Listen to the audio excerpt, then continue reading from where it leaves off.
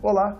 Como acontece a cada 6 meses, estamos aqui para fazer o balanço de atividades das comissões temáticas do Senado Federal. E com a senadora Marta Suplicy, o balanço, é claro, será da comissão que ela preside, a Comissão de Assuntos Sociais. Senadora, muito obrigado por nos receber aqui. E eu começaria perguntando sobre essas audiências públicas para disciplinando o uso, ou seja, da maconha medicinal, do canabidiol. A gente sabe que muitas mães no Brasil inteiro têm crianças, têm adolescentes com problemas que não são combatidos suficientemente com a medicação. Problemas semelhantes à epilepsia, né? Crises epiléticas, e que foram curadas, que pelo menos tiveram uma melhora dramática com o uso do canabidiol. Olha, a CAS, que é a nossa comissão, ela tem uma característica que tudo que vem do e-cidadania, quer dizer, o povo se manifestando, vem muito para a CAS, porque a CAS lida com os grandes temas do cotidiano. Então, a cannabis medicinal é um deles, que teve 25 mil pedidos para entrar em discussão como projeto, e eu acabei relatora dele, depois dele ter passado na Comissão de Direitos Humanos. Na Comissão de Direitos... Parece que teve uma interferência sua lá, que se não fosse isso... foi um pouco. Né? Porque foi dado por uma relatoria para um senador que resolveu arquivar, porque era a liberação Existe da muito maconha. Preconceito em torno disso. Não, era a liberação da maconha. E ele resolveu ser contra e arquivou. Eu vi ali uma possibilidade, logo que estava chegando o tema, de fazer um substitutivo permitindo a aprovação da maconha para fins medicinais. Na verdade, é o canabidiol, que é uma das substâncias da maconha. Olha, hoje teve uma audiência pública de manhã, 13, 4 horas, e agora de novo, de tarde. Eu aprendi tanta coisa, né? E uma das coisas que eu aprendi é que não tem um tipo de maconha, são muitas maconhas. E cada uma para uma função, e cada cepa da maconha serve para uma doença, e se for mais concentrada pode fazer mal, e se não for daquele tipo de cepa em determinado momento, tem que pôr com outro. Olha, é muito complexo. Agora, é um caminho que o testemunho das mães, o que foi para a vida de seus filhos, poder ter a medicinal na área da maconha, foi a vida. Como uma delas que dizia, ela importava, custava $500 o remédio por mês, ela não tinha dinheiro, e para fazer aquilo mensalmente, ela começou a procurar, acabou por saber... Muitas tiveram que recorrer a medidas legais, medidas judiciais. Não, ela conseguiu aprender a prensar maconha para sair um óleo específico, que ela conseguiu experimentar com a filha, era 10 vezes melhor que o remédio. Aí ela começou a plantar na casa dela. Feito, e, claro, em casa, né? Aí foi a polícia. Muito mais barato. Ela estava fora da lei, aí conseguiu a habeas corpus, depois a licença. Olha, é um trauma. E agora já faz 4 anos que a filha não tem mais convulsão. Criança que tinha mais de 10 convulsões por dia. Você imagina o que é isso? Né? Então, eu vi vários casos, eu falei, mas isso é muito importante, nós temos que fazer uma audiência pública. E hoje nós fizemos a audiência pública com vários especialistas para instruírem o projeto. O que é isso? Ajudarem a relatora a ter mais informação e também ajudarem os senadores e senadoras que depois terão que votar o projeto. Foi muito interessante, eu acho que não sobrou muita dúvida não da importância de aprovarmos um projeto que é bastante limitado, é uso medicinal para consumo com atestado médico de determinado tipo de doença, e eu acho que vai ter um trâmite legal. Nós tivemos também outras... Vai permitir o uso e o cultivo na quantidade, apenas a quantidade necessária. O que eu percebo sempre é que, tendo sido prefeita, experiência, você não engessa. Quanto menos você engessar, melhor. O que eu entendi é que a maconha ainda é muito desconhecida. É muito preconceito em volta Mais disso. Que isso, é desconhecida os seus benefícios e são desconhecidos os seus malefícios. Em tudo está o tal do preconceito. Então, a gente tem que pôr alguma coisa geral, tentar fazer uma regulamentação para a Anvisa, ao mesmo tempo participar um pouco ativamente disso, porque nós vamos poder ter muitos benefícios, só que a gente não pode engessar porque a gente não sabe ainda tudo que pode acontecer né? E de bom também. Então, nós vamos começar a possibilidade desse cultivo medicinal, provavelmente em cooperativas, que parece que isso que se fizer pessoal vai dar uma confusão danada. Como é que vai se fiscalizar quem está fazendo pessoal para recreação, quem está fazendo pessoal? Não temos capacidade de fiscalização. As associações que já existem com direitos hoje na lei, elas vão ajudar também a mim para tentar formular da melhor forma possível. Mas a gente fez várias audiências públicas, meio, eu diria, mais inusitadas na Comissão de Assuntos Sociais. Também as audiências sobre os direitos LGBT, né? Também fizemos. E temos também a questão das políticas públicas, de avaliação de políticas públicas, uma delas do programa Mais Médicos. Né? Isso é uma obrigação que a CAS tem que fazer, um relatório anual sobre uma política pública que é escolhida pelos membros da CAS. E a primeira foi Mais Médicos, foi muito exitosa, foi a senadora Lídice da Mata que fez o relatório e mostrou um panorama muito bom do Mais Médicos, muito bem avaliado, cheio agora de críticas do funcionamento, mas que foi encaminhado ao Ministério da Saúde e eu tenho certeza que vai poder ajudar nas decisões. E agora, para esse ano, até o final do ano, o senador Amorim foi indicado, ele vai fazer uma relatoria sobre as filantrópicas no Brasil, que é uma grande confusão, né? Porque muitas não tiveram um bom andamento, tiveram malversão de recurso. Então, inclusive, algumas são muito antigas e muito maiores que as mais antigas, outras muito maiores. O tamanho dessas entidades filantrópicas é muito diverso, há uma diversidade muito grande. O que eu já estive vendo o questionário que ele está mandando para o Ministério da Saúde e para o Ministério da Fazenda, nós vamos ter informações muito boas para poder fazer encaminhamentos. Essas são algumas dessas. Agora, senadora, chama a atenção também que a senhora encaminhou um projeto sobre a licença maternidade no caso dos partos prematuros. Né? Sim. É um projeto que, por não exemplo, desconta os dias. Se você tem um bebê e ele é prematuro, ele fica alguns dias na maternidade. Às vezes ele pode ficar até um mês. Só que a licença maternidade da mãe começa no dia que o bebê nasce. Então, às vezes, o bebê, numa situação muito mais grave, que fica 40, 50 dias, na hora que o bebê vai para casa, está pertinho da licença maternidade dela acabar. Então, a gente ampliou esse tempo para bebês prematuros, para que a mãe pudesse contar esse prazo só da hora que o bebê sai do hospital. Isso foi um bom projeto, eu achei. Senadora, fazendo só um comercial aqui rápido. A senhora vai lançar agora a revista do Balanço da Casa. Gostou da capa? Muito, porque aqui é justamente aquilo que a gente falava antes, né? Que é um alto-falante, uma mulher, um cara mesmo militante, né? E aqui com todos os adesivos relativos a minorias, as pessoas que precisam reivindicar e que encontram aqui na Comissão de Assuntos Sociais sua caixa de ressonância. Né? É isso mesmo, traduziu muito bem a nossa ideia da capa. Então, senadora, eu lembro que no começo do semestre, o final do ano passado, a gente esteve aqui e conversou sobre a questão da adoção.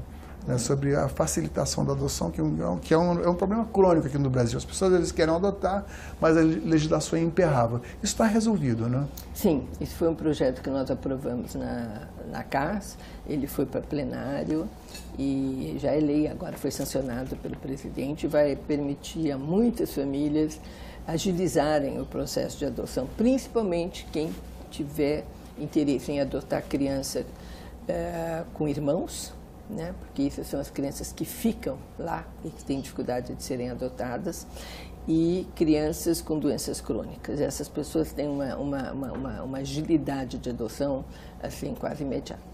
Senadora, ainda nesse terreno da saúde, a gente sabe que um bem maior nesses tempos tão apressados que a gente vive, em que a gente carrega um computador nas mãos e vive, parece que sempre prestando atenção em algo que nem às vezes merece, o maior bem que alguém pode dedicar ao outro é a atenção. E nesse sentido, às vezes o profissional da saúde, ele fica muito pressionado por um rendimento que é muito mais calculado em números do que na qualidade. Nesse sentido, um projeto voltado para a saúde, analisado na Comissão de Assuntos Sociais, que disciplina a carga horária de 30 horas semanais para os psicólogos. Que só falasse um pouco disso. Foi um projeto importante, né? Porque ser psicólogo, aliás, essa é a minha formação, é uma função difícil, porque você lida com dor. Todo o Brasil sabe disso, né? Você lida com dor, você lida com tensão, você lida com agressão e acolhe.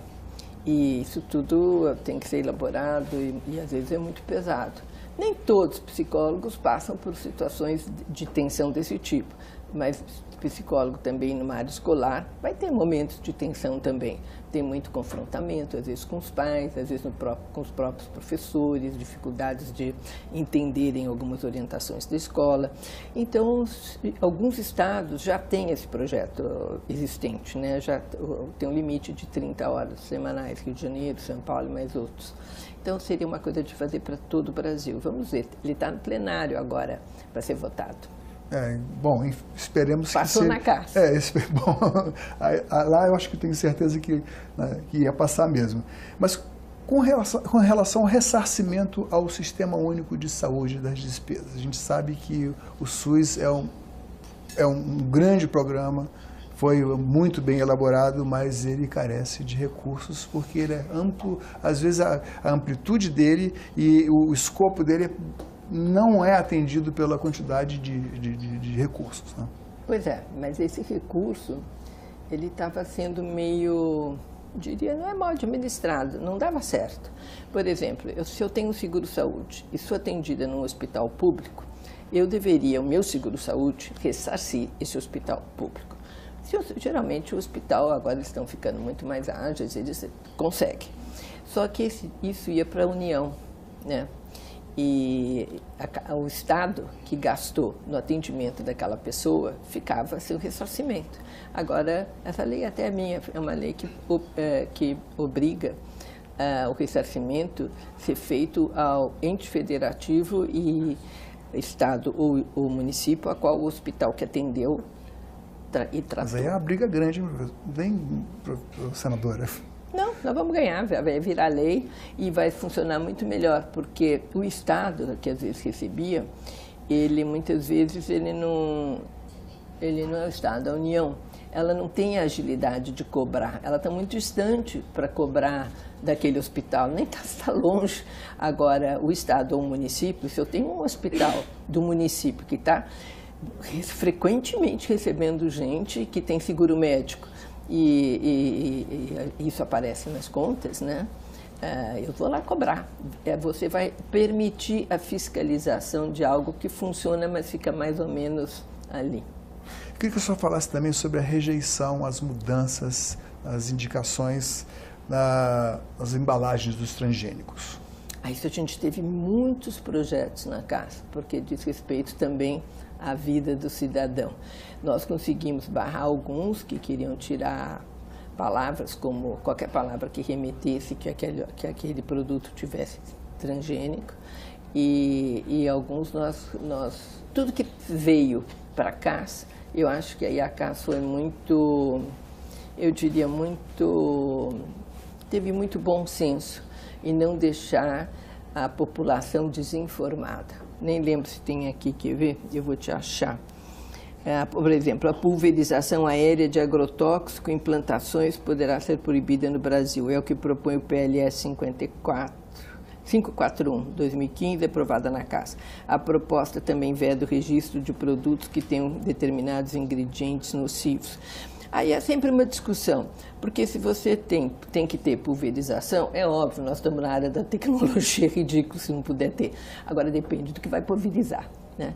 Então tem muita pressão de todos os lados, é muito difícil entender do que se está falando exatamente. É bom que esses projetos eles andam em várias comissões e o assunto sempre pode ser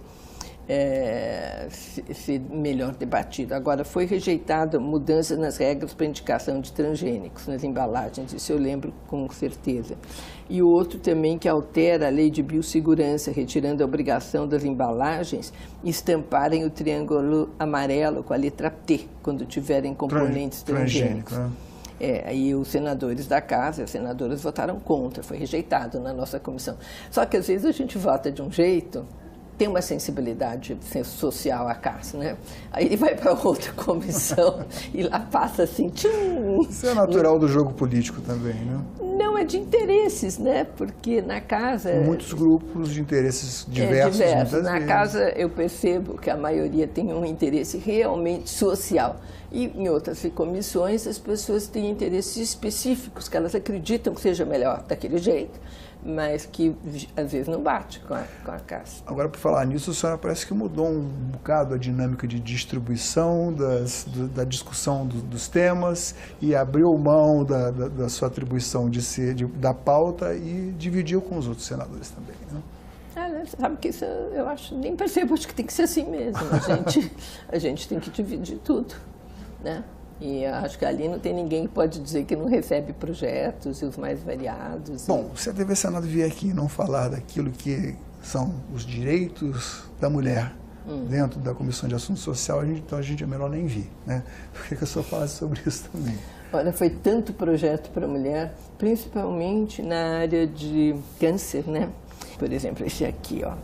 PLC 14 de 2018 obriga o registro pelos serviços de saúde públicos e privados de casos de câncer e de malformação congênita. O objetivo é estabelecer medidas de políticas públicas, né? Teve outro em relação a estudantes lactentes, esse veio da Câmara, né? Para que elas possam amamentar num determinado período, né? Permitir o aleitamento até 6 meses das jovens que cursam universidade ou escola.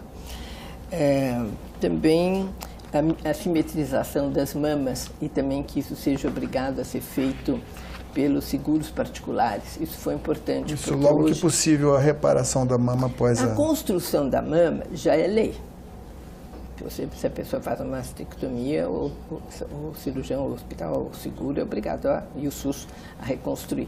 Só que reconstruir é fazer uma mama, mas muitas vezes não fazia igual. Pode parecer esquisito, mas às vezes não fazia igual. Então a pessoa ficava completamente muito desconfortável. E agora é a simetrização, quer dizer, tem que fazer uma mama igualzinha. Cuidado maior, né? É. Isso é importante para o amor próprio da mulher. Faz uma diferença enorme.